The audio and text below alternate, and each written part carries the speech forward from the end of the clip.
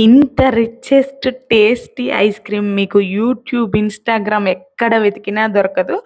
అంత టేస్ట్ ఉంటుంది. ఖచ్చితంగా మీరిది ట్రై చేసి నాకు కుదిరితే కామెంట్ బాక్స్‌లో మీ ఫీడ్‌బ్యాక్‌నివ్వండి. నేను చాలా హ్యాపీగా ఫీల్ అవుతాను.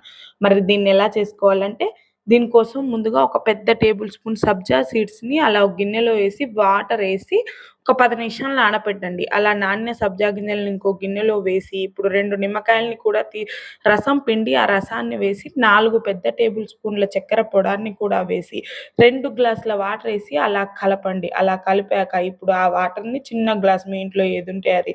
అందులో ఈ వాటర్‌ని వేసి రూ. 5 పెడితే ఐస్ క్రీమ్ షాప్స్ ఉంటాయి కదండీ! అందులో ఇలాంటి స్పూన్స్ ఇస్తారనమాట. ఇప్పుడు ఫ్రిడ్జ్‌లో పెట్టిన ఒక 1 అవర్‌కి వాటిని అలా పెట్టి 5-6 అవర్స్ తర్వాత ఓపెన్ చేసి చూసారు కదా! నోరూరించే లెమన్ సబ్జా పాప్సికల్స్ రెడీ. వేసవిలో ఒంటికి చలువ చేస్తుంది. ఐస్ క్రీమ్ తిన్న ఫీల్ ఇస్తుంది.